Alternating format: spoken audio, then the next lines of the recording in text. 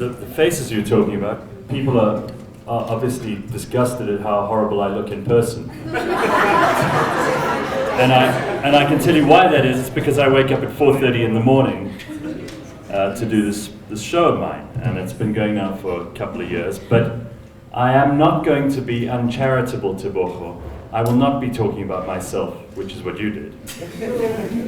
I will be talking about you. Because that's what the media business is from my side. From a PR side, he's doing exactly what he is the best at. From my point of view, all I care about is the audience. If I don't make the show relevant and interesting and funny and inspiring and entertaining to you, I don't have an audience, I don't have a job. It doesn't matter how much spin I put in it, I can hire Tebogo, there's fuck all he can do for me. So we have to get that right from the start. Oh, I'm sorry, I forgot that now that I'm on uncensored internet radio, I can say what I like. I used to work up the road here at the SABC. I can't tell you how happy I am that I don't have to be there anymore, paying R7 a day to park at the place I work. I can't tell you how happy I am not to have management who knew nothing at all about the media business telling me what they thought I should do. None of these people could gather a following if you gave them breath, brains, and legs. None of them could even get, without the legs, what Oscar Pistorius got right on February 14th last year. The media business, all right, now, you may think I'm being shocking and horrifying for the purposes of making you listen, but the media business is not just about getting your attention. It's about providing something useful or entertaining or interesting to people. Look, everywhere you go, there's free media, and we're bombarded with free content in every possible direction. Television is free, and a lot of it should be. Radio is free. a lot of other mediums, whether we're using books. Thankfully, we're starting to find more and more South Africans have access to all kinds of media than they've ever had before. But that's good and bad. It gives you huge options, which is always much better than having fewer options. But it makes it much more difficult for any of us in this room to choose what we are going to listen to, what we're going to watch, what we're going to read, what we're going to do, because we have limited time. And we all actually have to do what we have to do to earn a living every day. And sometimes that isn't in the media business. And what you've got to do is find a gap that's authentic and that's you. When you weigh up whether or not it's worth your while to have the media as your area of expertise or as your area for business, think about what you can do for other people. Think about what you can provide for other people. Is it to make them laugh? Because that's good enough. People will pay a lot of money to have you make them laugh. Is it to inspire them? Probably the most successful person in media history is Oprah Winfrey. All she does is inspire people. I mean, I can't watch it, it's horrendous. But our housewives love that stuff because they've got very boring husbands who come home very late at night, and if they're lucky they want sex, if they're not lucky they don't. Oprah Winfrey makes them think that they can be like Oprah Winfrey, and most of them can't. But they live in that illusion for as long as Oprah will let them live in it, and she lets them have access. And she lets them have access to her world, which is a very exciting world. And middle America, black and white, all those women watch Oprah. And she's a tremendously powerful, tremendously smart, incredibly influential woman. So although it's not my cup of tea, she found her niche, and she decided in around about 1987 that what she wanted to do was not to do what everyone else was doing and go for the ratings, that she was going to go for delivering some kind of value that wasn't being delivered by anybody else.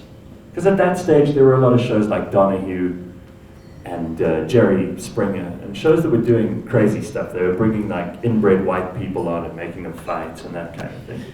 And it was great for a while, but Oprah realized that what she could do is deal with people's problems, talk about them authentically, get people in to help and advise those people, talk to celebrities about their lives and make them sound as normal as possible, so that ordinary people could feel that they could connect with those people. So she made herself a gap, and she's the best at it. There are also all kinds of other people that you can grab examples from in the media business, but the overwhelming consistency that you'll find across the board is that the people who care about their audiences are the people who do well. So as much as Tebogo is absolutely right to talk about positioning and branding and all those things that have become essential, that's why you can't go on Twitter or Facebook and say something racist or stupid, because it will inhibit your ability to get a job one day, or to be thought of as a serious person, to be taken seriously, even in a ridiculous business like the media business. You have to think about every single thing you do now as if you were, and because you are, the CEO of yourself. Not as someone who can just do what they want. I mean, I'm not saying that you can't go out on a Friday night and push up a storm and fall down and occasionally have random sex with someone you should not really have. You've got to live, but you've also got to be authentic. The only thing I can say that I've done, and this is the only part I'll talk about myself throughout the course of this conversation, the only part of this that I think relates to me is that I've always been true to myself. What you said, Tebogo, is spot on. You must do what you say. You must say what you do, and that is integrity. If in any one of those combinations, if you're not doing what you're saying or saying what you're doing, you're fake. And I can't be fake for 3 hours a day, 5 days a week on radio. Especially now when I'm doing 3 hours of talk a day. It was easy when I was at 5FM to do 10, 15 minutes of content a day. And even though I did it for 7 years, if I wanted to be fake and I was a really good actor and I didn't care about me, I could have pulled that off, but I never wanted to. I never used a fake name on air. You know, a lot of people have like a Gareth C or whatever the fuck that is. It had to be Gareth Cliff. I mean, that's my name. I don't love my name, by the way. I hate my name. But it had to be me.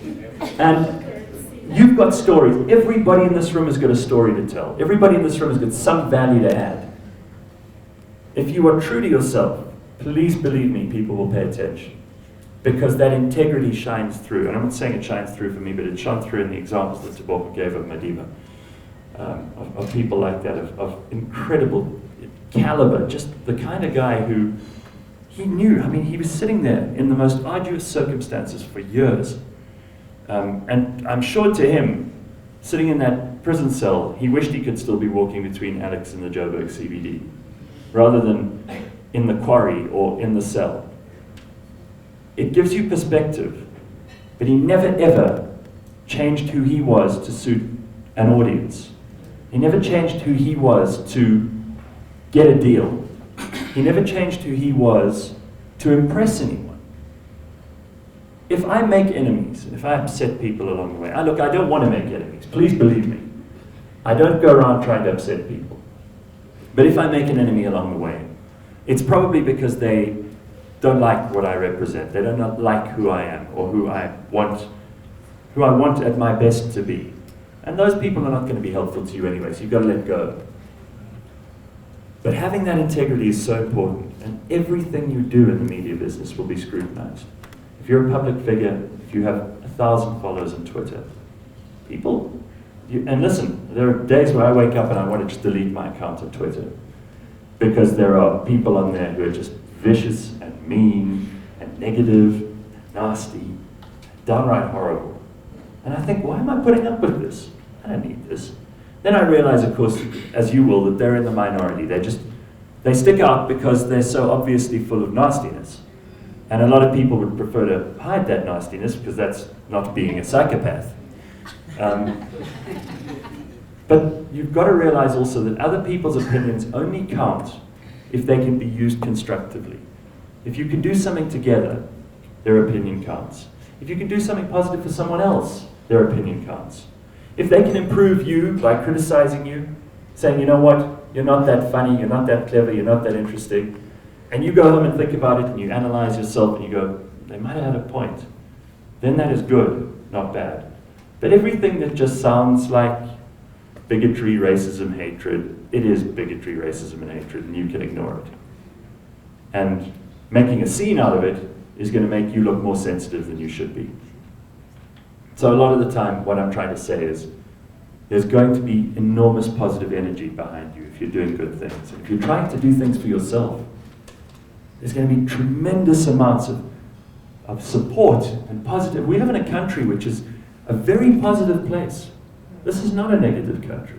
People want to see good things. They want to see things improve. They want to help each other. We've got a sense in this country of everybody's got to get involved to take us up to the next level. So if someone tries to pull that down, pull that back, don't let that distract you from the goal. And really that's all I need to tell you, because the rest of it you're going to ask me questions and I'll answer them. Because then I'll address especially what you need to hear, rather than for me to carry on rambling. I can see some people already falling asleep. Some people already going, "You kidding? This guy's on the radio for 3 hours? I'll shoot myself in the head rather than listen to this." So, who wants to go with the first question? Don't be shy. You're all smart people. You've got things that you might want to make a statement. Go ahead. Yes, sir. Cameraman. Yes. I'm Mr. Cliff, Gareth. My name is Rendani, a student leader here at the University. Yes, Rendani. Before I even get into it, just by the way, me and you went to the same high school. I'm sorry about that. You could have got a much better education, just like me. I resent my parents, but you probably do too. Yes, go ahead.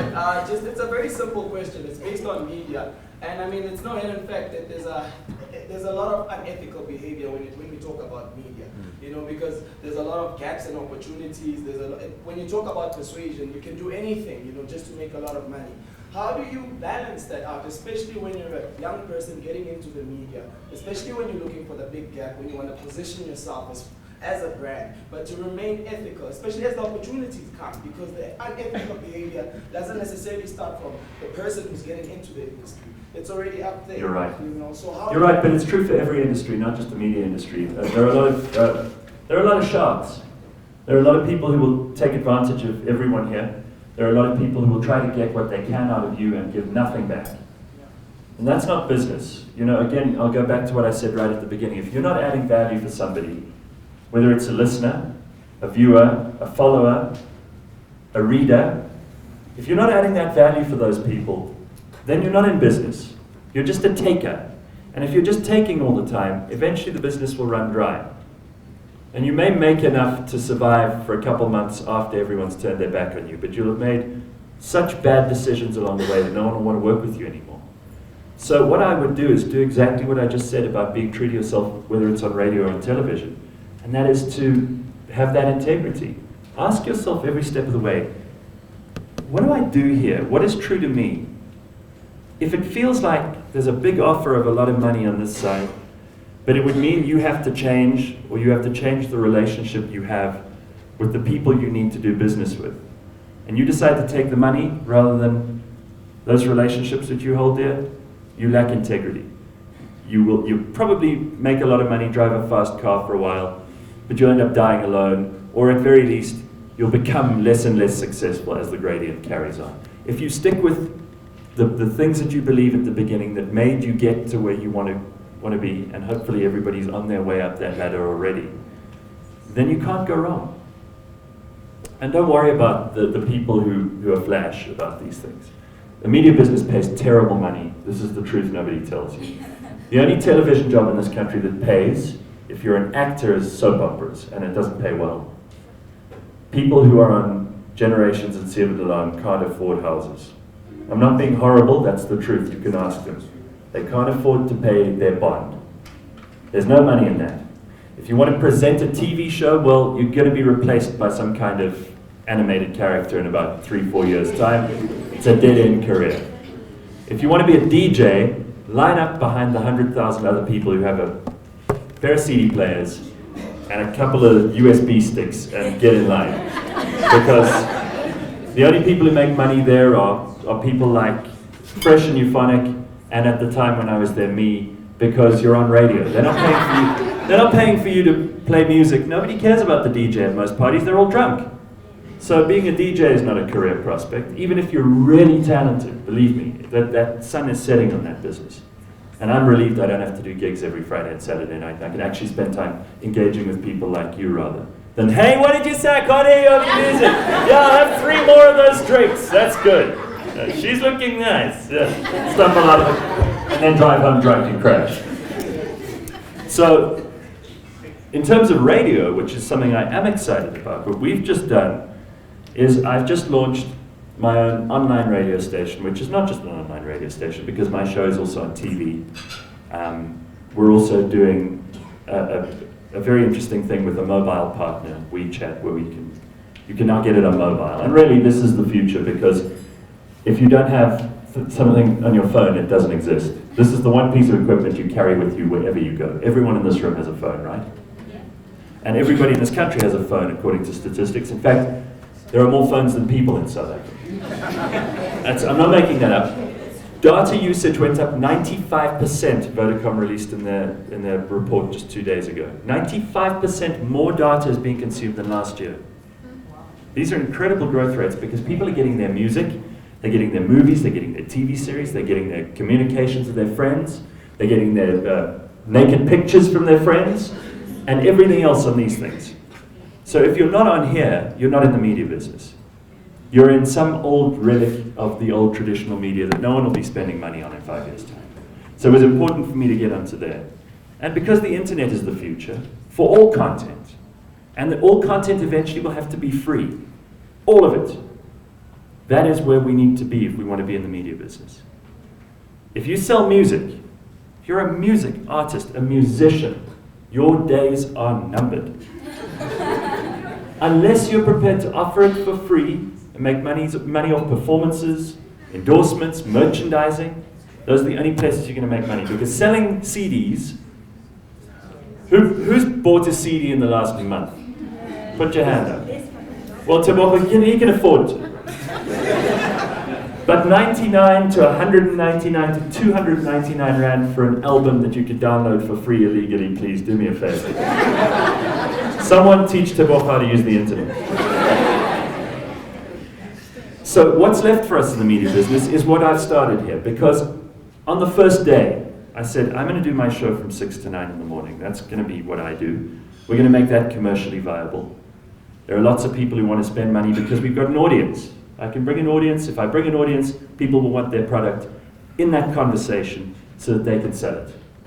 And we sold with Hirsch's 400 TVs in a week, worth 4,000 odd Rand each. That's a lot of money. MTN have done this deal with us where we can do free data. If you buy a 15 Rand internet services package on MTN, you get free Cliff Central streaming for the whole month. They sold 125,000 of those in 1 week because people want to hear, obviously, what we're doing. But it's not about me because I make the show about them. And what we're doing after 9 and what we did from day 1, this is where I am excited to tell you this, is we had auditions, live on-air auditions until 6 in the evening. We had 1,500 applications from all over this country. People drove up from Durban, people caught buses and taxis, people flew up here. Celebrities who are working, currently have jobs on FM radio, came to audition and stood in the queue like everybody else. Because they know that this is an opportunity for them to do something completely unhinged, to have creative freedom like you would never get in radio. Because if I didn't have to play a song, I had to go to a commercial break. If I didn't have to play a song or a commercial break, I had to do news, traffic, weather, sport. There was no chance for me to connect with my audience. It became boring. I became boring. Not the show. The show's ratings were great. Everybody was listening. I was very thrilled. And by the way, if you did listen, I thank you from the bottom of my heart. But come with me into the 21st century and leave this old, tired, boring radio business behind.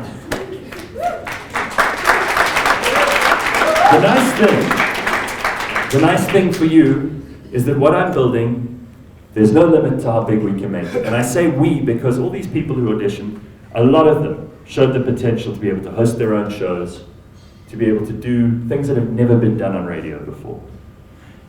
And if this channel fills up and we have 24 hours a day, then I'll open another one. And I'll open another one after that. And we'll have a kids channel, we'll have an X-rated adult channel, and we'll have a channel where people get medical advice and legal advice and business advice and PR advice, and you can all have shows, and I'm not kidding.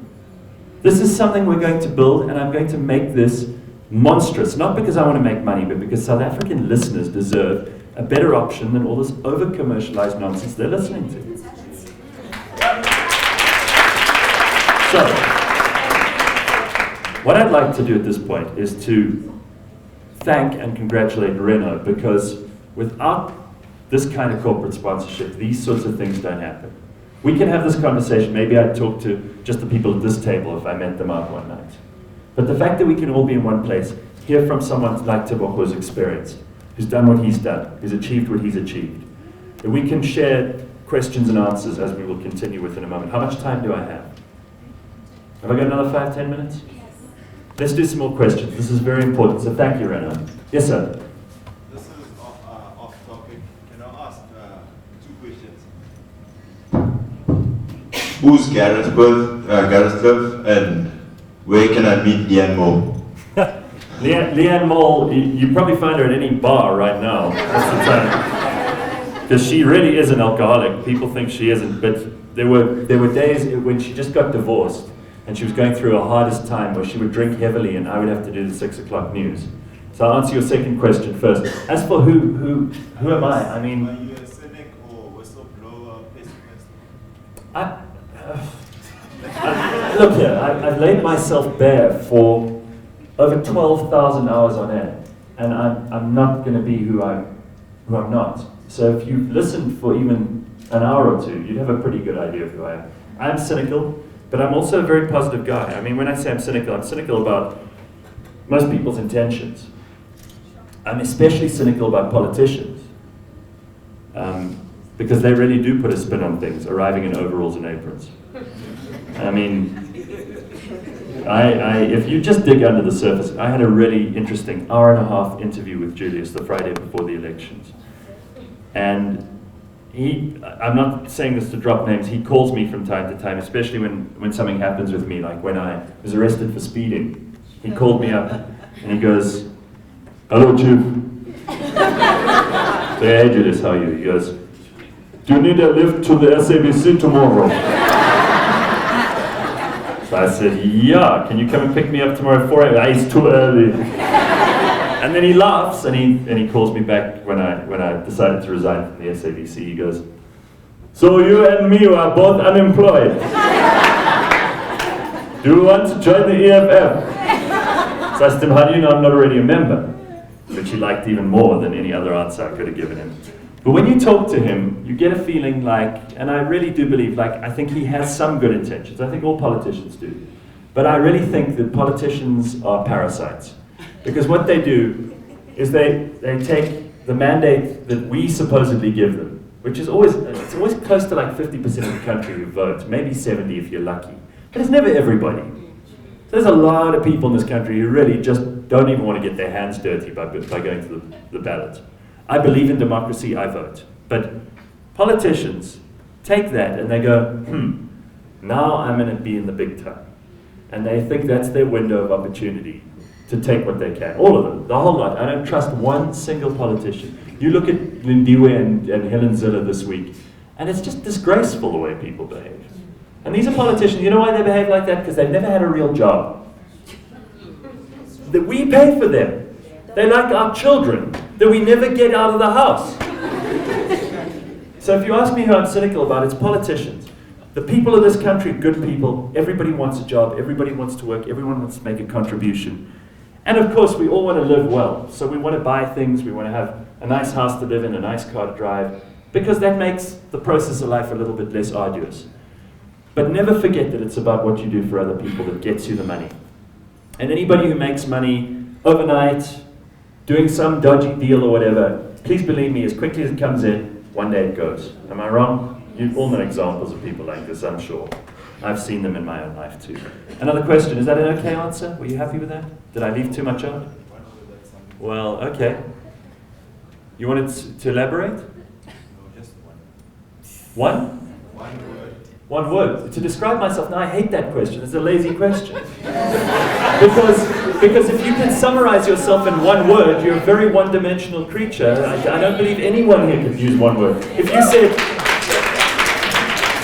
even if you said Obama, I mean, he's many different things. I don't like that. And never let anyone label you with one word. Never let anyone label you. Don't let them call you young, old, black, white, gay, straight, fat, thin. They can take a number and stand in the back of the queue if they want to put you in a box, because you might prove them wrong every step of the way. Don't let them do that. I'm not saying you were trying to do that, but that was a lazy question, you know. You should be very embarrassed. I'd like to know, in terms of... You've got a very high voice. Oh, sound engineer. Yeah, sorry. I'd just Go like ahead. to know, in terms of, this is maybe for Tebogo as well, in terms of associating your social change message, your message for social change, or your vision for social change to brands without affecting their bottom line. I mean, you say you bring them an audience, but then how do you let them see your vision for what you want to do and what you want to acquire without it affecting their bottom line? So, Wolfie, you want to go with this first, because I've got, my answer is quite simple. I don't let... No, you go ahead. Okay, so you want to understand, how do you position yourself or your campaign in a way that doesn't affect an organization's bottom line but remaining authentic? Yes. That's very difficult. It depends what area of business. What area of business are you in? Media, as media owners, we sell media space on taxis. You see, the problem when you enter the media industry is going to be when they're going to end up wanting you to be a puppet. So they're going to end up wanting to tell you how to do your job.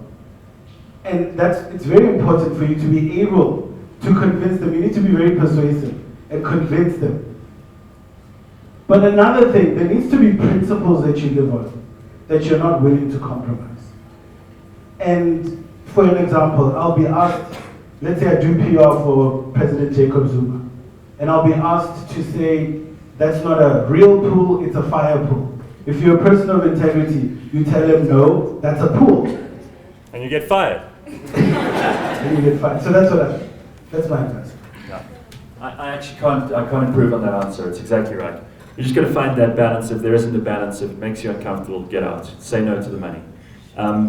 If Renault sell cars and they want to advertise with me, I'm delighted. If they want to put their message into a 30-second commercial that doesn't even need my involvement, but it gets my audience's ear, terrific, no one needs to get hurt. If they want me to do a live read, and I start laughing at some point in the live read because there's someone flashing outside the studio with their breasts out, and they don't like that, then they've got to realize that what they bought into was a show that's about the audience first. And then that they can get that audience by playing along. And I'm not picking on Renault either. I think that a lot of clients do exactly what Tebogo said. They try to bully you into doing exactly what they want.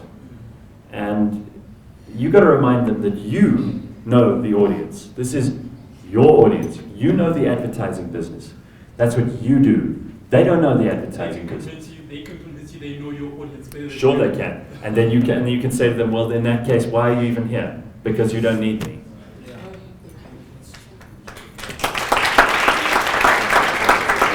Who else has got a question? This side of the room is a bit quiet. I was going to say, thank you. My name is Mamello, and yeah, the authenticity issue that you're addressing right now. We're living in a time where media is more about people running after these silly things. You know, you do have people like you that will say that I'm willing to stand by what I stand for, regardless of who you are and what you say. But you're going to be around people that want to know why Solange hit Jay-Z. Yeah, that's cool. So, if you're going to talk about authenticity and what you can do for people, and you're in an industry that is about basically entertainment and just, you know, tickling people's fancies, how do you keep that balance? Because it's very easy to just jump into. Well, you can't preach. I mean, you can't preach. I detest the way religious leaders do preach because they're just using gullible people. And a lot of them are equally used by politicians. You would have seen on the election campaign.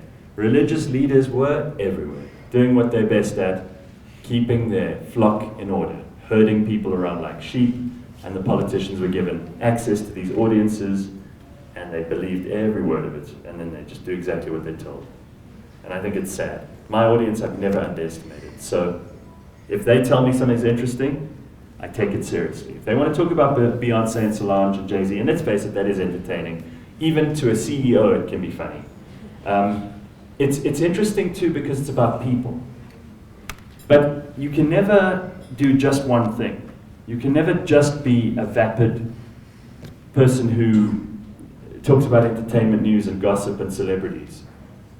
Because there's no depth there, there's no value that you're adding. And it goes back to what I said right at the start, that you must add something in return. So if you can, if you're a serious kind of person, you could talk about why it's okay for a woman to lash out at a man like that, but it's not okay if a man lashes out at a woman like that. You could have a whole discussion around gender inequality, you could have a discussion around jealousy, you could speculate about what happened in the lift. It could give rise to a whole lot of topics that have real social value.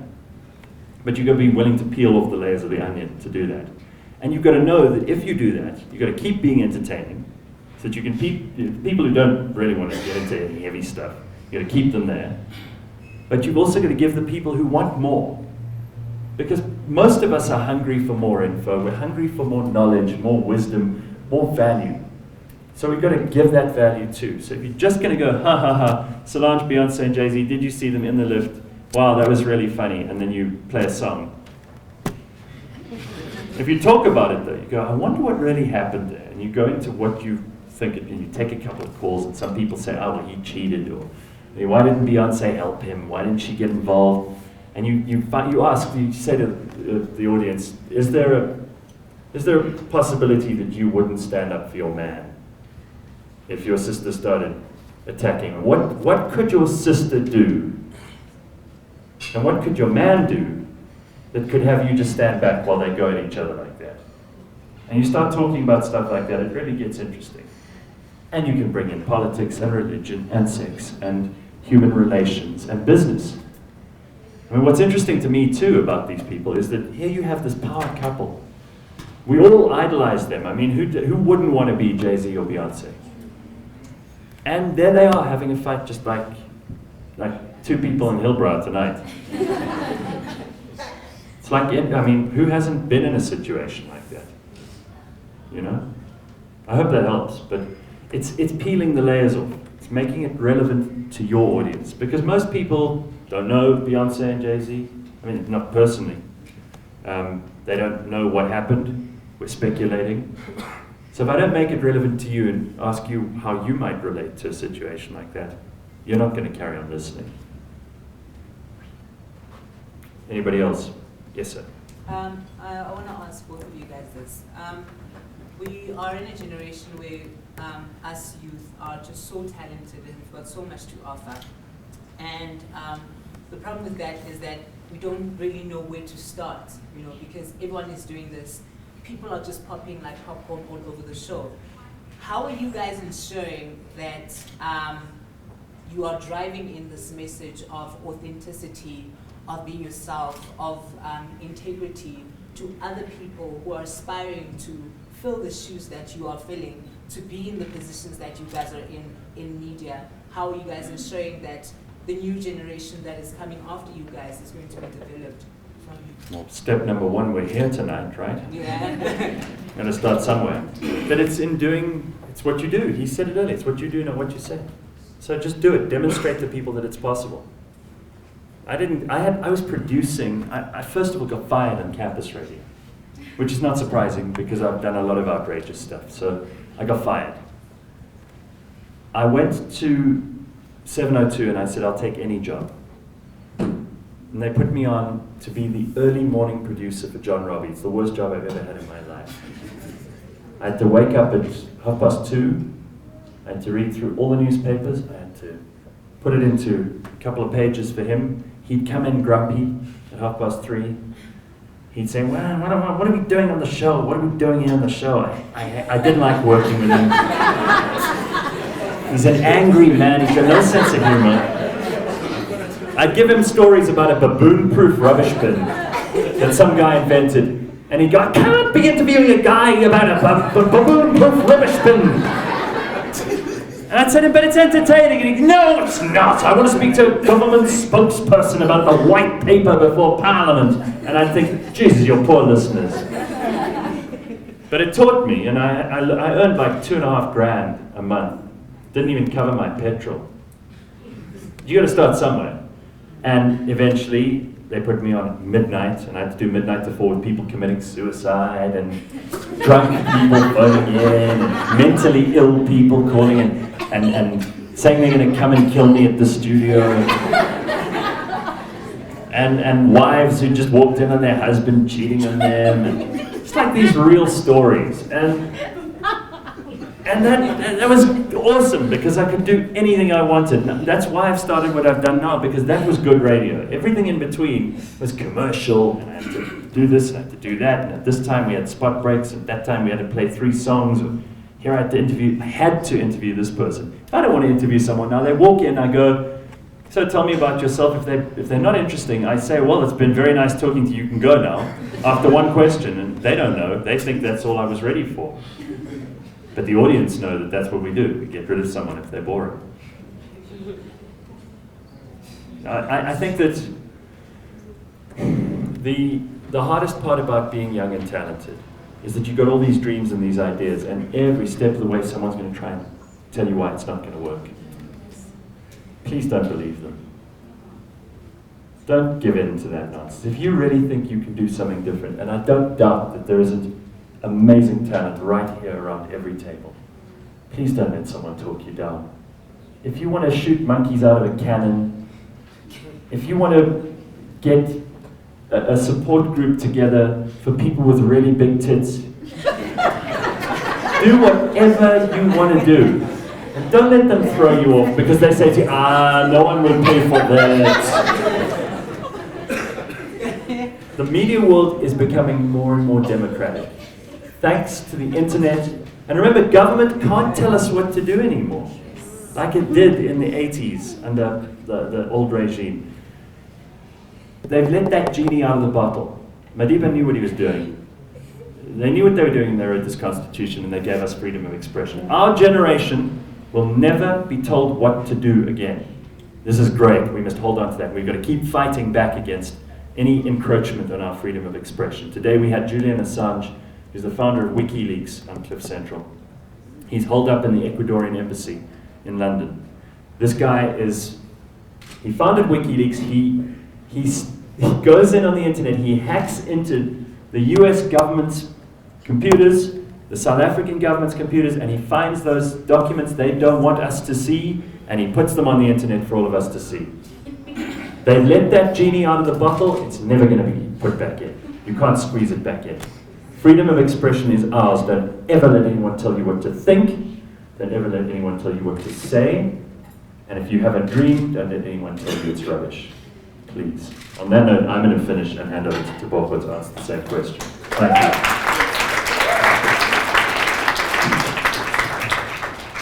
Okay, I think in terms of where do you start? I think your question is twofold. Where do you start? And also, what are we doing to spread, to assist others to succeed? I think, firstly, there's never the right time to start. I think you need to just get out there and just do it.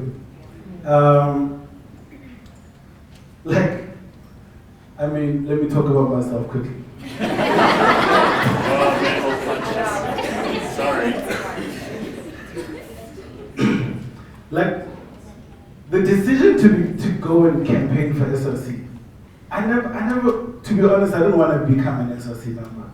I was a hip hop guy. I'm sure, Renee, you were shocked. I was a hip hop guy. I would wear socks to this level, bandanas. I was the guy with swag on campus. And out of the blue, this guy said, let's run for SRC. And I said, what are we going to get out of the SRC? He said, girls. And I'm like, okay, let's go. And it was just out of the blue. Then on the weekend, I asked my parents for money, started the campaign, and we did it. And I ended up doing some great things in the SRC. So I think even starting my business, I registered it while I was working for another company. And I only started to be full-time last year in January. You'll be very shocked. I've only started, this is only my 18th month in business, full-time. And I just decided, I don't like my boss that much. I think I can do the whole strategy from beginning to end and I'll earn much more money if I'm working under my own business for other people. So, out of the blue, my contract ended and I said I'm not going to renew it. And I went full-time into business. I didn't know where I'm going to get money from.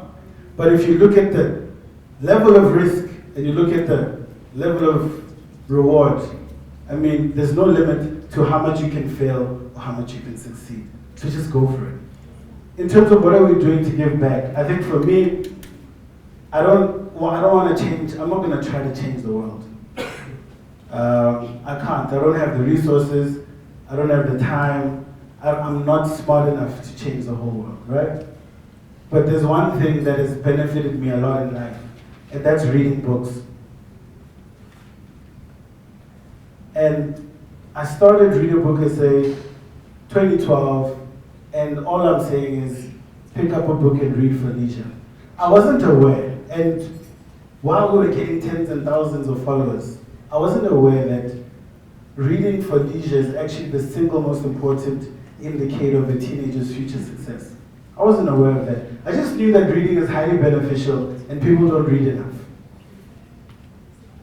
So we're making a big impact in society, and if there's one thing that I would like to leave as, if it's a legacy or whatever it is that it's important to read books. And that's it. If that's one message I could give to you, that's the message I'll give to you. But I will also tell you, now I'll add on what Gareth Cliff said. I think I don't want to simplify success, because the success is many. All of us here are successful. I mean, there are people who are going to sleep tonight not knowing what they're going to eat, not even knowing where they're going to sleep. So the fact that we're here means that we've achieved some sort of success. But I think there are two things. Know what your talents are. Invest in your talent through education.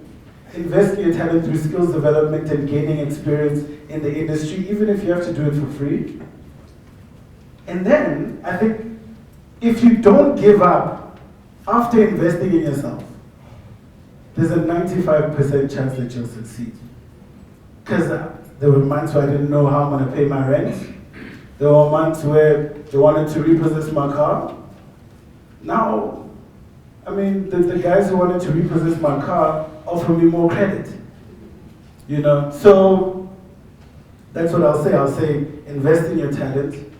Never wait for the right moment to go for it. Just go for it and never give up. I think those are the principles I can